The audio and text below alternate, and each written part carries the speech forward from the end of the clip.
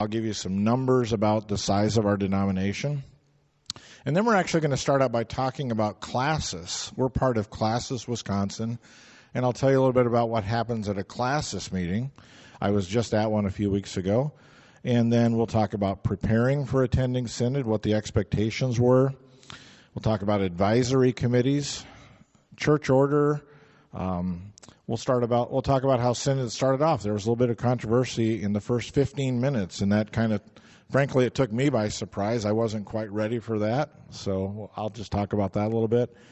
We'll talk a lot about the finance committee and what that committee did. That was the advisory committee that I was part of, and so that was the work that I spent the whole weekend on and so on. We'll talk about what was adopted by Synod.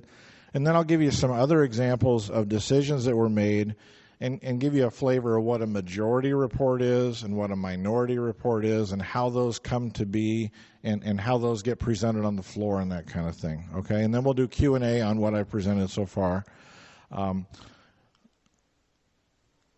Okay, so in 2 weeks is when we'll talk about probably some of the more difficult and maybe some of the discussion you're probably we're hoping to hear some about this morning. But in 2 weeks we'll get into background from prior synods, going back to Synod 2016, and in fact we'll go back to 1973. Some of you have been in the denomination a long time. That year will ring a bell with you, 1973. And in 2016, a committee was formed to write a report called the Human Sexuality Report. It actually has a much longer name, but it's been now called the HSR. So you'll hear me talking about the HSR, Human Sexuality Reports, even too long to say. And then that was adopted by Synod of 2022, and we'll talk about that for a little bit, okay? And then in 2023, what that Synod did, and then we'll talk about in 4 points what happened at Synod 2024 with regards to that human sexuality report and the implications of that. We'll get into things called, what's a gravamen? Any of you think you know what a gravamen is? Anybody? I didn't know until a few years ago. You guys know what a gravamen is? Okay. We'll talk about churches and members that declared themselves to be in protest. Okay. And just overall implications of some of these decisions. And then we'll start, if I can pull it off technologically with someone like Rick's help, we'll have a little video at the end, and then we'll do more Q&A in a couple weeks. Okay, so any questions about the agenda so far or anything? Am I good to keep going? All right, so I promised you some questions. This slide mostly just has the questions. How many churches are there in the CRC? I would love to hear some guesses. How many churches do you think are in the CRC NA right now? 2,000. Another guess. About 1,000. Okay, that's going to be tough to beat, actually, okay, because there's about 1,015 churches right now in the CRC, okay? Who wants to guess how many classes there are? Maybe I should define that term first. A classis is a grouping of churches that are sort of geographically aligned typically. Sometimes they try to align classes by ethnicity and so on. But in general, there are 49 or so classes. I tried to count them. I counted them twice in a long list. I couldn't find the number anywhere, but I counted a list twice, and I got to 49 both times. So I think there are 49 classes. And we'll get to some of these other questions. In fact, maybe I'll just go to the next slide. Uh-oh. That's not good. Okay.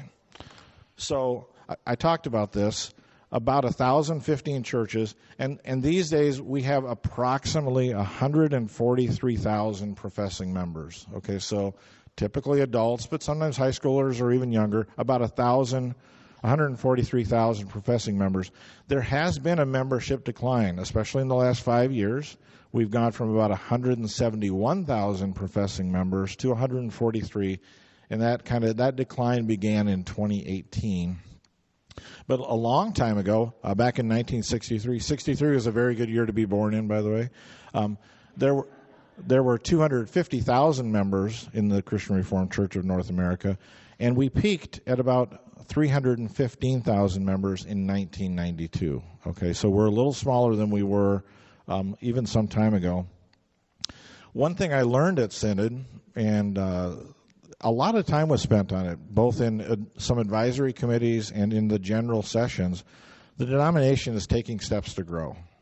And that sounds kind of obvious. We're a missional church, right? We're responding to Christ's call to go out and make disciples, and that's true of us as a denomination.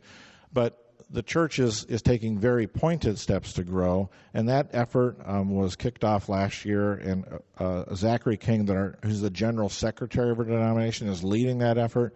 And you'll hear about some initiatives in coming months.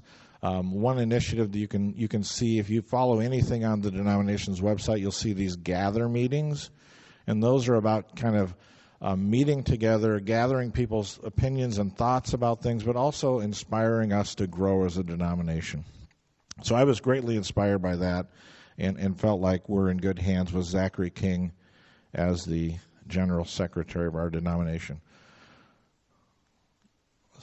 Okay, good. So now Classis, Wisconsin. I talked about 49 classes in the CRC.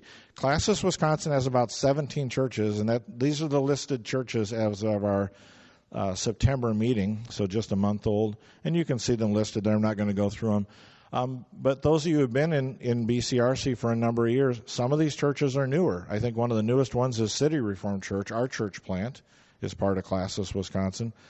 Some of these churches have been around for much longer than us, right? Some cities like Randolph and Sheboygan have more than one church, and Waupun. Some churches are small, some churches are large, but this is Classis, Wisconsin. Okay, and so next we'll talk a little bit about what happens at a Classis meeting, and I almost feel like I should have Peter come up and talk about this, but it's my slide. And Peter's already been talking to you today.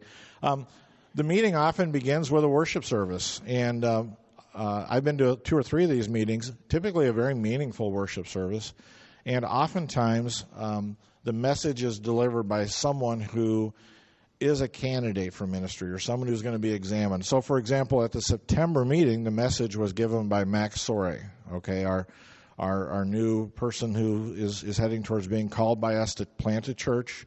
And I wasn't here last week, but I know many of you probably attended that meeting. So Mac led the worship service, and he spoke very, very strongly about a chapter in 1 Corinthians, I think 1 Corinthians 3, and did very well with that.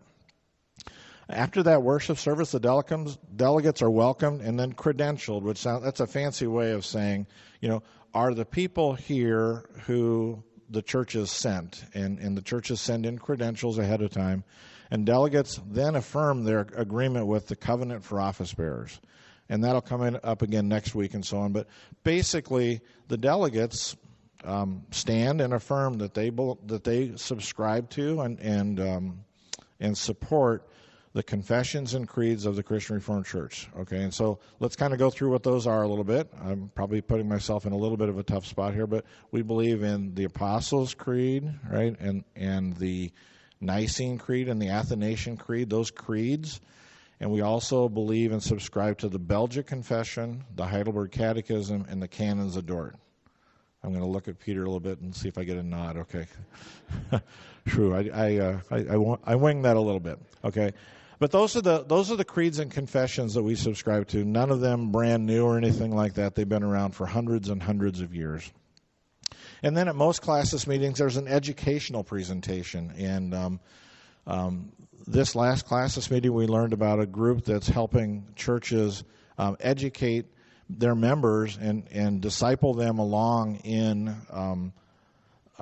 just basic Christian concepts, but also some of the more difficult challenges, and actually preparing members to be ready to be great members of the councils in their churches, whether that be an elder or deacon. Okay, so there was a really interesting educational opportunity presented. This last Classis meeting, there were denominational presentations from Dort University, for example, from Resonate, from World Renew, and things like that happen. We talked about missions and church planting for a while, and then we spent some time talking about ministry shares. And I think most of you know what ministry shares are. I'm not going to burden you with that, but as a Classis, we have classic classical ministry shares, and then we have denominational ministry shares. And it's good to get together and kind of talk a little bit about, okay, who's able to share how much. And, funding churches and funding denominations is expensive business. And so we shared a lot about ministry shares. And in fact, we spent a little bit of time encouraging all the member churches of Classis, Wisconsin, to do as much as they can to contribute ministry shares that will help promote our ministry. Issues are discussed. I hesitate to give you an example or anything like that, but it's not like everything's just bright and cheery sometimes. Sometimes issues get discussed at these classical meetings.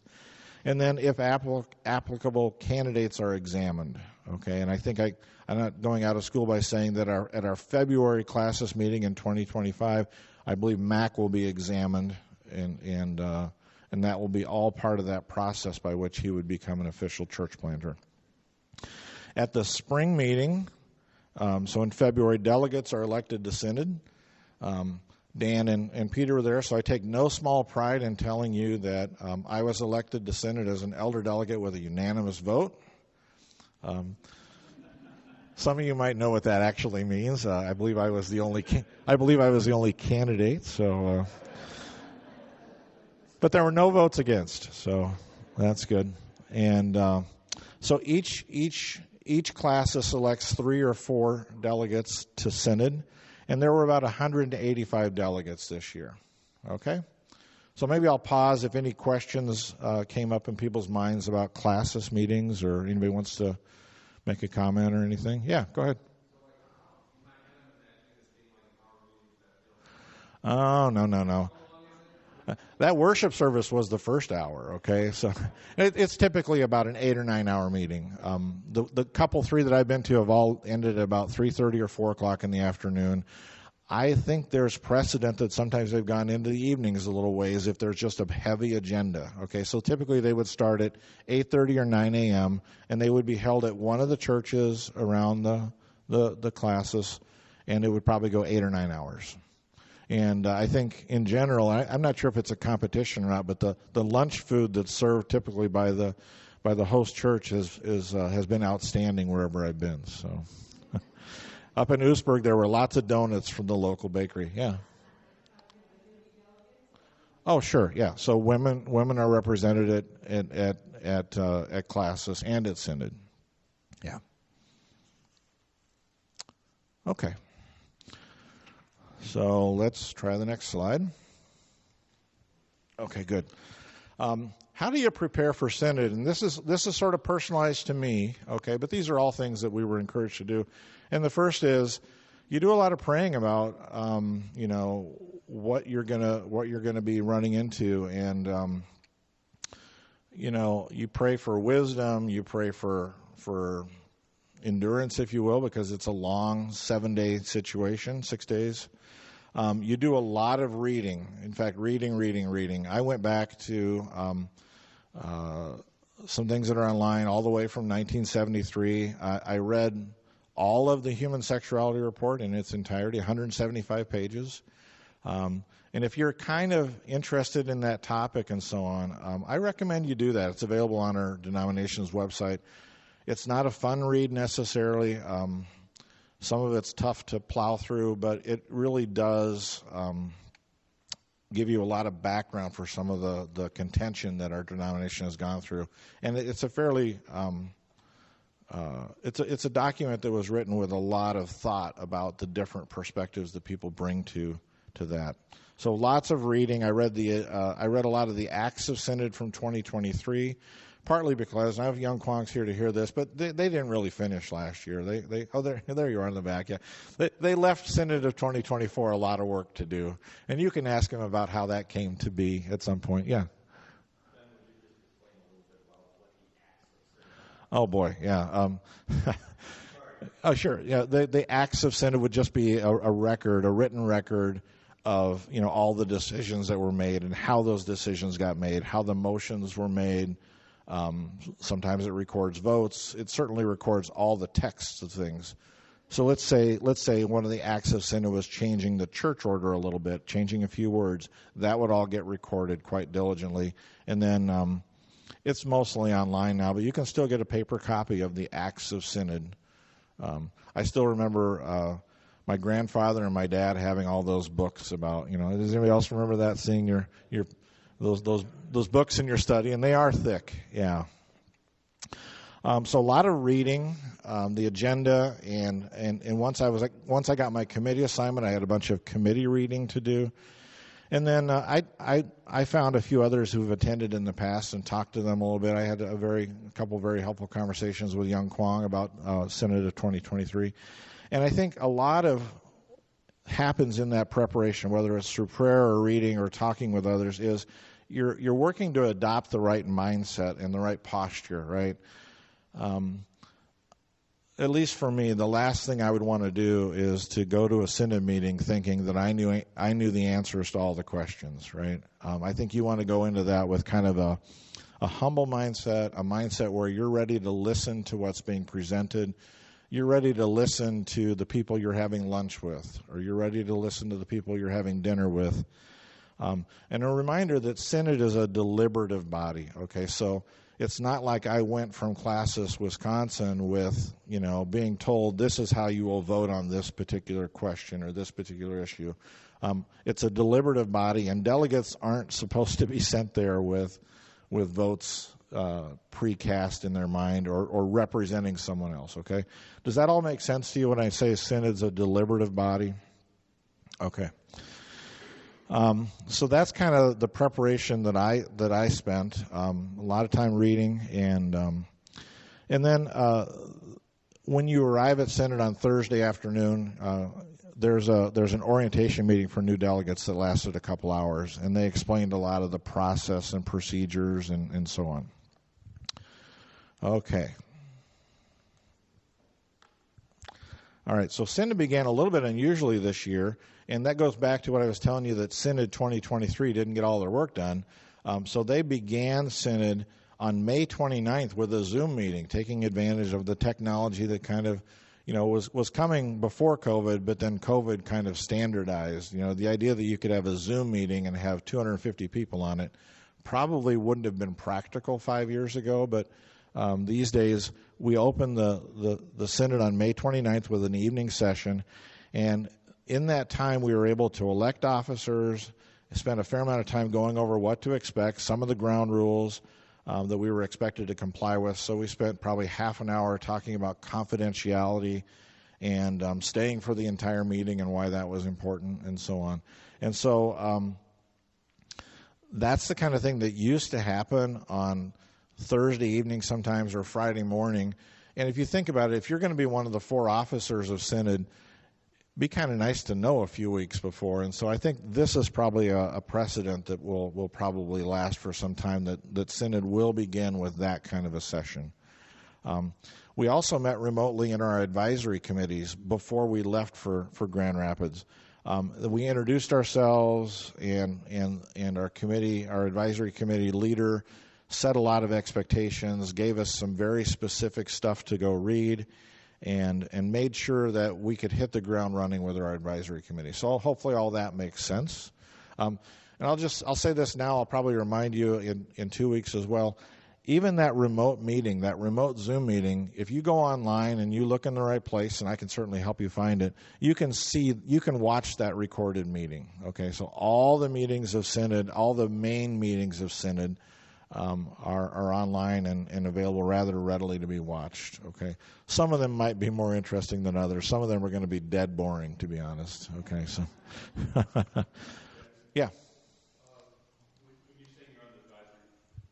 Yeah. That's a great question. So when I was delegated to Synod and had to register, I filled out quite a lengthy questionnaire on. And it actually, I think the very first question was, have you ever been to Synod before? And I answered no. And I think that almost slots you into, you wouldn't lead a committee probably if you'd never been to Synod before. And so I answered a number of questions, and I guess I answered enough questions about my background in my work and so on that I ended up in a finance area. Okay, in fact, I said I would be willing to be on the finance committee, and they probably took me up on that. I didn't really realize this, but apparently there is a fair amount of jockeying to try and get on some certain committee if you have an interest and so on. That never even occurred to me. I'll go through what the committees were in just a second, okay? In fact, I think we'll try. Yeah. Okay, so I'll come back to that first point. The committees this year, there were two different committees that both covered things called synodical services. There was a church order committee. That had to have been exciting. Education and candidacy. So a lot of that dominated by how do we get more and more candidates to want to become pastors in the Christian Reformed Church, and how do they go through that candidacy process? Very important committee. The finance committee that I talked about. Global missions and ecumenical matters, and then discipline matters and gravamen. So those were kind of the committee titles. I think there were 9 of them altogether. And I'll keep going here. The committees met most of the day on Friday. There was an opening plenary session. I don't really know what the word plenary session means, but we all got together on Friday morning. And then committees met most of the rest of the day on Friday into the evening. Okay, literally we'd break for dinner and get right back to committee work until about 9 or 9:30 p.m. And then same thing on Saturday. And on Saturday we just began with committee work. We went from breakfast to committee work, through lunch. There was a break. In the afternoon, back at it. My particular committee did finish by about 5 o'clock on Saturday, and I believe we were the only ones. Okay, so most committees met into Saturday evening, and some met other times, including early mornings and so on. So Synod began with registration on Thursday evening, and there was an opening reception. There was a sort of a ministries fair outside there. The weather was amenable to that, and so you could walk around and talk to people that were working with Resonate or World Renew or Calvin Sem. It was really kind of fun to kind of walk around and talk to some people. I ran into a group of ministry leaders who were reaching out into China, and had a lot of fun talking with them about how they're trying to reach into China and so on. Okay, so I don't know if you'll be able to read these words or not, but I'll kind of go through these main points with you. And this is kind of a snapshot of something you might see on the website. And this is kind of my time to tell you what the Finance Committee did and what we decided. And these were our four main motions. And to give you a little bit of backdrop, there were a couple of different overtures that came to Synod from different classes that ultimately originated in one of the churches of those classes, and they both had to do with the minister's pension fund and how our pastors are sort of paid and how they save money for their retirement phase of their life. And those overtures were both rather broad-reaching. One of them wanted to change the way some of the calculations are done. How the minister's salary and so on goes into that calculation. And ultimately the overture was to say, we'd like to make the calculation differently so that the pension is more beneficial to pastors. It pays more money. And I think a lot of people said, yeah, that sounds like a great idea, but you have to have the money to pay for it, right? Another overture was even more aggressive and said, let's stop doing the minister's pension fund. Let's sort of freeze it, and let's change over to helping pastors with their retirement by going into more of a defined contribution plan instead of a defined benefit plan. And those are words that get used a lot in that whole world. A pension's more of a defined benefit, whereas a lot of you might be familiar with things like 401ks or 403bs, and those would be more of a defined contribution plan. And there's an overture written by a pastor that said, let's stop with this pension and let's take that money instead and put it into a defined contribution plan. And maybe then the pastors could have more control over how their savings are invested, and they can be as aggressive as they want to be and so on. So long and short of it, neither of those overtures were acceded to or passed. Okay, they were both defeated at our recommendation, and instead what we did was We sort of affirmed the minister's pension plan. We studied its finances, investments, and at least with the members of our committee, which were about 23 or 4 people, including multiple actuaries, multiple investment professionals, the conclusion was that our minister's pension fund is fairly well funded. Okay, nothing's perfect, but it's over 90% funded for its obligations, and we felt like it's being run well. But at the same time, there were at least 2 things that we learned, and there were several ministers on our finance committee as well, and they all, to a person, felt like the annual statement that they're getting could be a lot clearer, okay, and could be much more clearly worded in terms of what can they expect when they start their pension. And so we certainly tasked the pension board with making their annual statements better. Okay. We also learned and talked a lot about how this isn't just a pension fund. There's also some disability benefits associated with this, and even some life insurance benefited with this. And we also affirmed and talked about how the typical pension plan, especially once those benefits start, is probably a fixed value for the rest of that pastor and probably their spouse's lives, depending on the choices that they make. And pension funds don't typically account for inflation, okay? And some people were asking questions like, well, why doesn't the pension fund account for inflation? And the simple matter is it's tough to predict what inflation is actually going to be. I think many of us were surprised a few years ago when inflation skyrocketed. Maybe some of you weren't so surprised, but I think many of us were surprised and dismayed to see 9% inflation for a year or so there. And if you're trying to run a pension plan, it's very, very difficult to account for inflation in the benefit world. Okay, so I'll read a little bit of item number 2 there. So recognizing the risks and concerns expressed in those overtures, rather than changing the way the average salary was calculated or literally terminating the minister's pension plan, we really instructed the Board of Trustees to look at a broader retirement benefit that might be a blending of both defined contribution and defined benefit. So we asked them to kind of keep the pension plan, but explore and make much more well known to pastors and churches that there's also already a defined contribution plan that pastors do have access to, okay? And then the rest of this gets a little more narrow. We felt like it would be a good thing for the pension board to have a series of meetings with an advisory committee made up of various pastors and a few other professionals, but both older pastors but younger pastors, because as you might guess, there were some younger pastors on our committee that were kind of saying kind of like what some people say about Social Security. You know, some of these younger pastors were saying there's just no chance this pension will be there for me when I retire, right? And so we wanted the pension board to meet with U.S. pastors, Canadian pastors, bivocational pastors, older pastors, and younger pastors, and get feedback on this idea of, you know, is the pension all it can be, or could we expand it a little bit?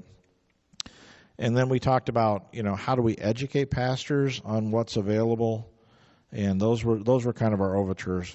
And then I put together 3 points of kind of my takeaway on all that.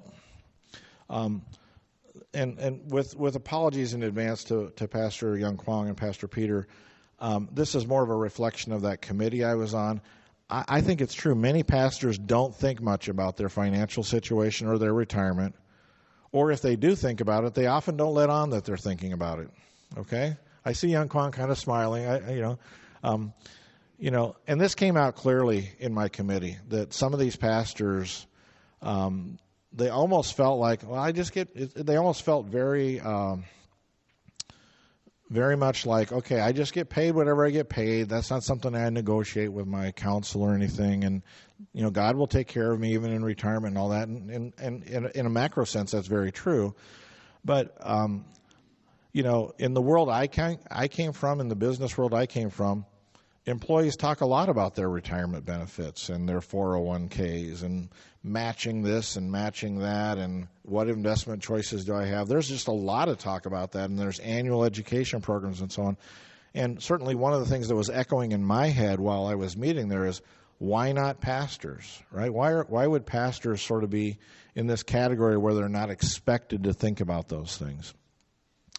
I also certainly observed, and I kind of hinted at it already, there are a lot of different opinions and ideas about what the Minister's Pension Fund should cover. Literally, there were a few people on the committee who said the pension fund, should kick in after someone retires, and that should replace your salary for the rest of your life.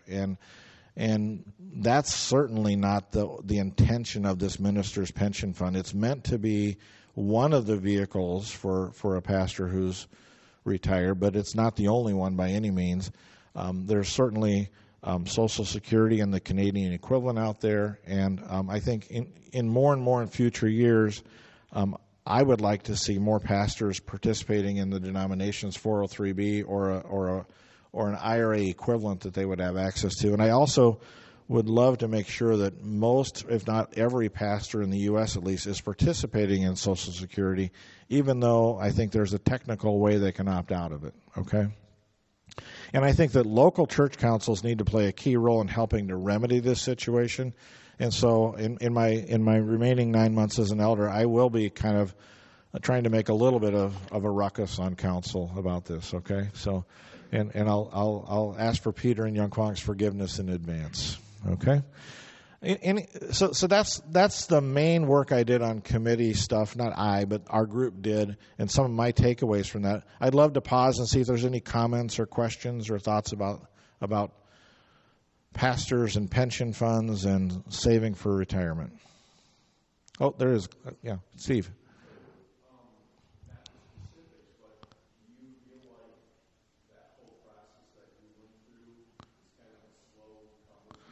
Oh, sure. Okay.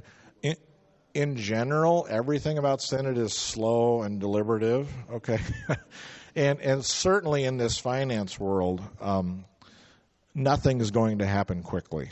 I think we asked for some things to happen in 1 year, and then some other things are going to happen in 2 years, okay? And to be fair to the pension board, some of the things we asked them to do were pretty big, and they have all their ongoing day-to-day things to take care of, and then we gave them some pretty big initiatives. Any other thoughts or questions? Okay. I hinted this earlier. Oh boy, I did it again. Okay, and I'll just jump in and say most of you might recognize the guy on the left there is Derek Bukema, a son of this church. He was the Synod president this year. And again, I'm bringing this up not because it's maybe that interesting, but I was taken aback by how Synod began. And I don't expect you to be able to read all those little words, but not long after Synod began, delegates were going to be expected to stand and publicly declare their agreement with the beliefs of the Christian Reformed Church. And that generated controversy immediately. I was kind of getting ready and so on, and people went rushing up to the microphone and made motions about who might not be eligible to stand depending on what church they represented and what content they might have on their website and so on. I won't get into the details, but you can watch the video if you want to see the whole thing. And I was sort of like looking around like, what's going on here? Aren't we all supposed to be nice to each other? Derek, I part of why I brought this up is to tell you that I thought Derek did a really good job of leading and did so from a very much a servant approach. Didn't take himself too seriously. It didn't take long in this process, and he made a decision to say that some of these early motions that were made were out of order, and that they were out of order mainly because the things that were being asked about were the very things that we were going to spend a week deliberating on and discussing. And then somebody else came up and said they wanted to vacate the chair, and I'll let you kind of almost imagine what that means, but Derek had to step aside, and then we had a vote on whether or not to sustain the chair or not. And the vote was taken, and the chair was sustained, and then Derek came back into his role. It all kind of, again, took me a little bit by surprise. If you kind of want to see a little bit of, a little spicy synod, look up Friday morning. Not that kind of spicy, but you know what I mean. It was, yeah. Go ahead, Mary Jo.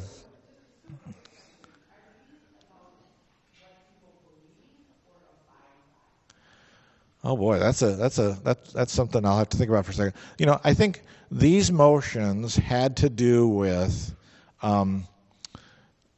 representatives, members of churches, let's say, that other delegates knew more than I did about, that maybe had declared themselves to be in protest of past synod's work, and basically saying, hey, there's something about how our confessions are being interpreted here that I don't agree with, okay?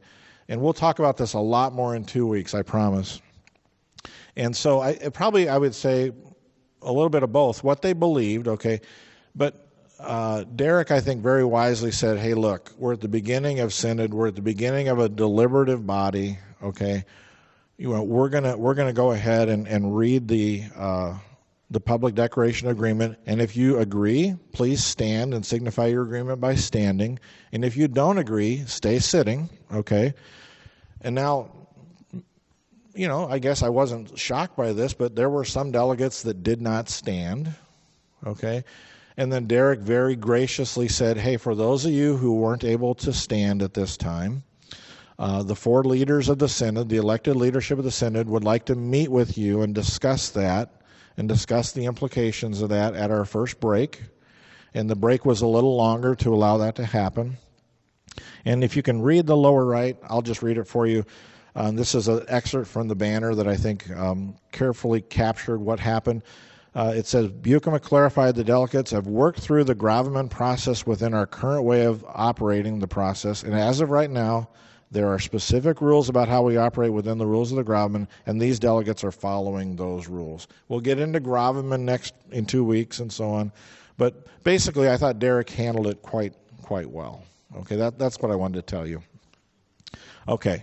All right. Another interesting majority and minority report. So I told you about committees and how committees work, and in the finance world, our reports were all unified. No one felt like they disagreed enough with the report we generated that they wanted to say something different.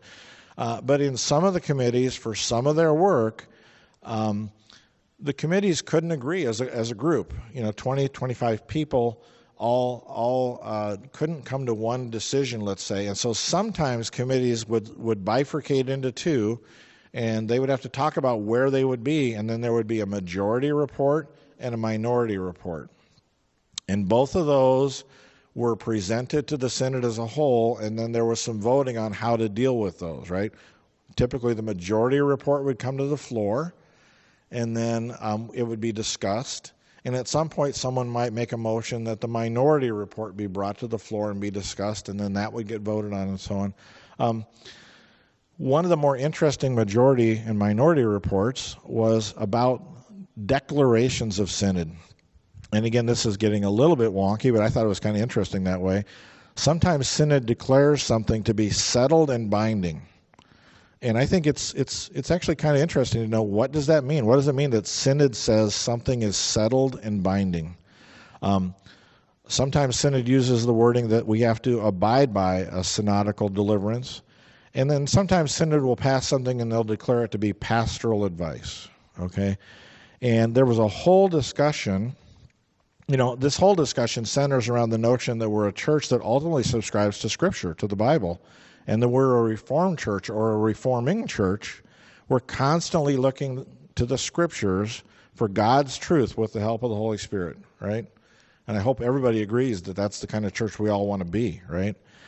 So does that mean then, if we're constantly searching the Scriptures with the Spirit's help to really get to the truth in the Scriptures, does that mean that as a denomination we're free to question the synod decisions without a certain standard being met? And the quick answer to that is no. what is that standard? So there was a whole majority-minority report around this particular question, okay? On the next page, again in font too small for you to read, but I'll read you a couple highlights. This goes back to some things that happened in 1975, talking about settled and binding and so on. And the minority report was not approved. The majority report was. The minority report wanted to quickly make some definitions for settled and binding and so on. And in the interest of time, I'm going to skip to the next page. And again, all of this is online. The majority report basically said, we're going to make a small task force. And you might say, what's a small task force? Well, it's just a few people. There was quite a bit of humor on the floor in terms of the definition of a task force and so on, because this is a task force that's going to be talking about definitions. So next year's synod, we'll get some clarity on pastoral advice versus settled and binding and so on. And so one of the last things Synod did actually on Thursday morning before we broke was to elect people to be on this task force, okay? Another one, an example of a minority report that was adopted over a majority report, and I won't get into this too much. There's a lot of stuff online about this. In fact, there's continues to be, in preparing for this particular thing, I did some Googling and went on some of the blogs and so on, which is something I had not really done. Apparently this is quite a hot topic out there. There were some overtures that talked about unrepentant sin and whether or not unrepentant sin was a salvation issue. And as it turned out, these overtures were defeated. And there was some lengthy and energized, somewhat emotional, very strong-willed discussion about, do we need a term like salvation issue to be tossed about in regards to the things we were discussing. And ultimately, Synod decided that these overtures were not something they wanted to agree to.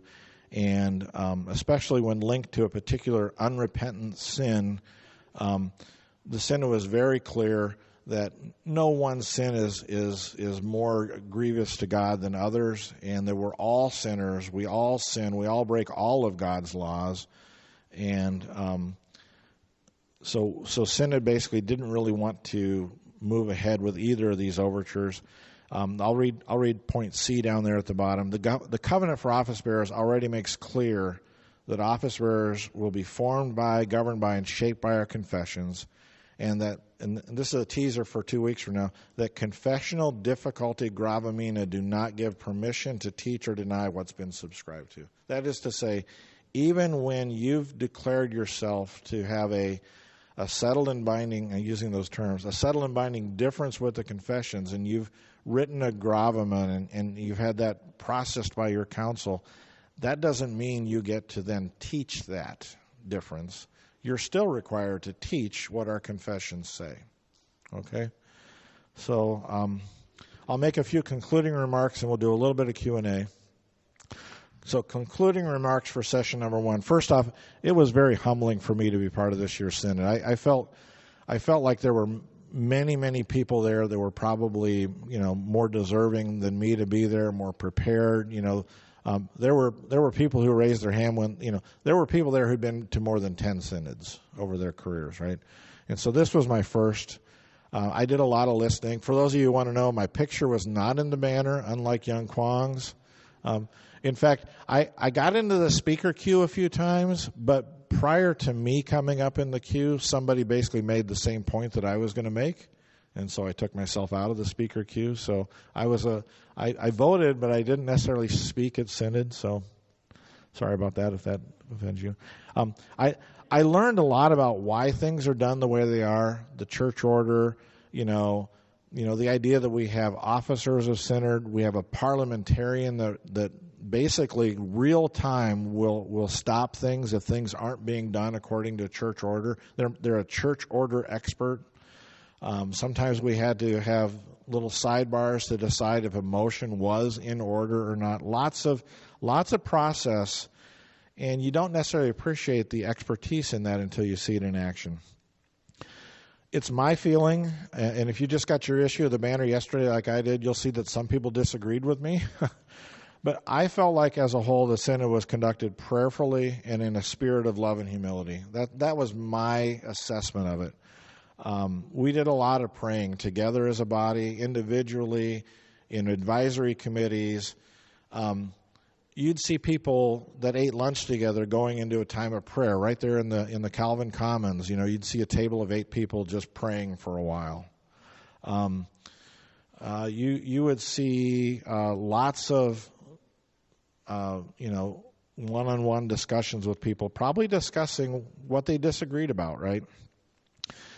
It was very clear, even though there was this spirit of humility and all that, it was very clear from the get-go, and I described some of it earlier, there were weighty matters that would be dealt with that would likely result in churches or members leaving the denomination.